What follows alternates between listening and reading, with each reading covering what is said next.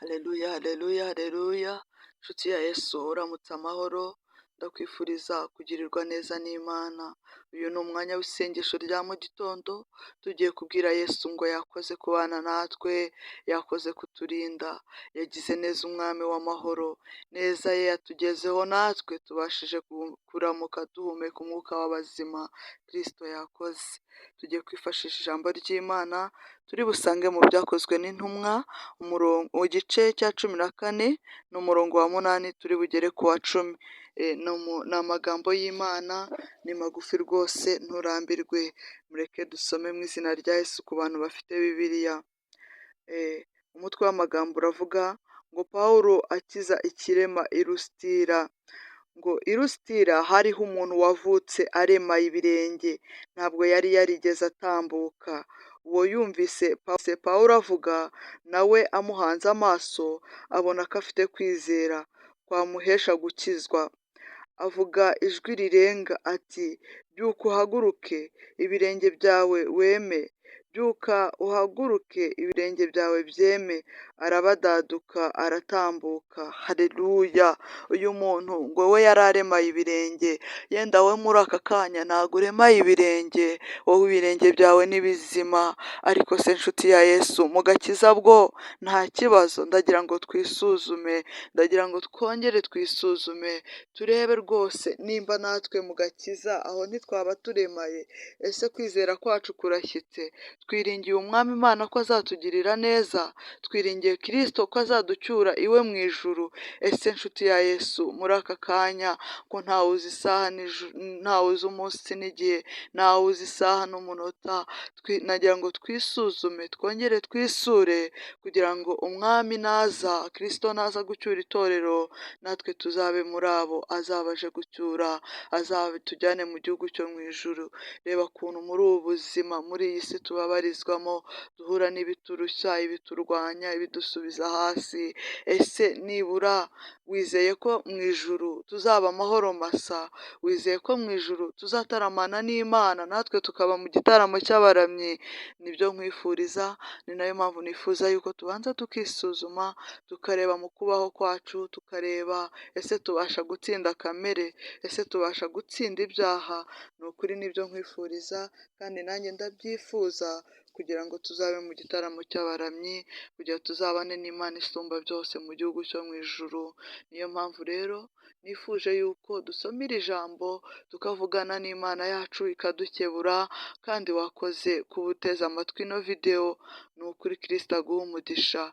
Nawe ntago ari wowe, ahubwo ni umwami w'abami wifuje yuko wongera ukisura, wongera ukisuzuma, kugira ngo nibura mu gitaramo cy'abaramyi uzabane n'Imana yacu isumba byose.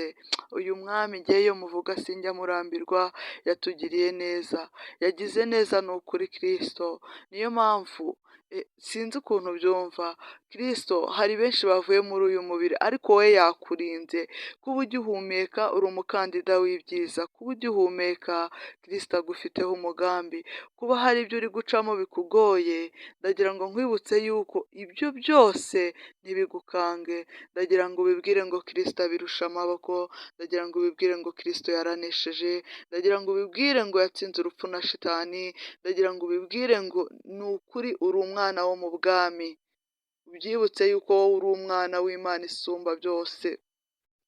Karibu rero dusenga Imana, tuyiragize uyu munsi, tuyibwire ikomeze yibanire natwe, ituyobore muri byose tugiye kujyamo muri uyu munsi. Ntago wamenya ahari shitani aba arekereje, ahari shitani biba byamucanze, kubera yuko shitani atinya abana bo mu bwami, shitani atinya abantu bizera Imana, kubera yuko nawe azi ukuri. Araturwanya ariko azi ukuri, azi neza ko Kristo amurusha imbaraga, azi neza yuko umwami w'abami adukunda. Niyo mpamvu rero nkwinginze kugira ngo uze twisengera umwami w'abami, atugirire ibambe, adushyireho igitinyiro, shitani aturebe ahunge, abadayimoni baturebe bamware, babone ko ntaho duhuriye nabo. Karibu dusenga Imana mu izina rya Yesu. Data mu izina rya Yesu ugira neza bugacya bukira, uri umwami w'abami kandi uri umurengezi mwiza, mwami wari uriho ndetse na n'ubu uriho kandi uzahoraho iteka. Kristo uko wakoraga kera na n'ubu ni kugikora. Kristo mu ijambo haratubwiye ngo hari umuntu wavutse amugaye ibirenge ariko kwizera kwe kuramukiza. Nyaguhora ku ngoma natwe turakwizeye igitondo nk'iki. Kristo turi imbere yawe. Kristo uri umurengezi mwiza kandi uri umutunzi w'imbabazi. Tubabarira aho twakiraniwe hose, uko twatekereje kose, ibyo twakoze byose.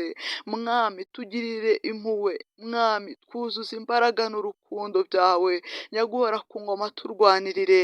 Kristo tugiye kujya mu kazi gatandukanye, turakuraritse kugira ngo wururike kuturinda no kuturengera, Mana ishobora byose. Tuguhaye ikaze na karibu Nyaguhora ku ngoma, ni ukuri utugarukeho kandi uturengere, tumare intimba n'umubabaro mwami. Turakwinginze Nyaguhora ku ngoma ngo ineza yawe itugereho, ineza yawe iturengere. Kristo kugirirwa neza nawe bitubeho. Kristo ni ukuri turakwinginze Mana ishobora byose, duciye bugufi imbere y'ubwiza bwawe Nyaguhora ku ngoma. Turi imbere yawe Data, turi imbere yawe, turi imbere yawe Nyaguhora ku ngoma, uturwanirire. Nyaguhora ku ngoma, atari wowe abarinzi bose barindira ubusa. Nyaguhora ku ngoma turakwinginze kugira ngo uturinde kandi uturengere. Turakwinginze kugira ngo uturwanirire Mana ishobora byose. Turakwinginze kugira ngo Nyaguhora ku ngoma uducire inzira. Mwami harimo abantu badafite akazi benshi, Nyaguhora ku ngoma hariho n'abagafite ariko batabona poromosiyo. Turakwinginze ngo uyu munsi ube umunsi udasanzwe ku buzima bwacu. Turakwinginze ngo uyu munsi ube umunsi udasanzwe Nyaguhora ku ngoma kuri twe. Ducire inzira Mwami, abadafite akazi ubacire inzira. Nyaguhora ku ngoma abagafite ubahe poromosiyo. Nyaguhora ku ngoma uri Imana ica inzira Mwami aho zitari. Uri Imana Mwami idudubiza imigezi mu butayu. Aho twarakubonye Kristo, twarakubonye uturengera, twarakubonye utwishyurira amashuri, twarakubonye Mwami uturengera rwose, twarakubonye uduha diporome Mwami, ntacyo twatanze ahubwo ni neza n'urukundo rwawe Kristo. Turabizi neza kutajya ukora umurimo igice Mwami, impamvu waduhaye diporome kwari ukugira ngo isaha nk'iyi Mwami uzaducira inzira uduhe n'akazi. Nyaguhora ku ngoma rero turakwiringiye kandi Kristo turakuraritse kugira ngo uturengere. Twiringiye abana b'abantu ntacyo batumariye Mwami, ni wowe twiringiye muri aka kanya. Kristo umuntu yakiringira umubyeyi akananirwa, Kristo umuntu yakiringira Mwami umuanti akananirwa, ariko uwakwiringiye Mwami ntajya akorwa n'isoni.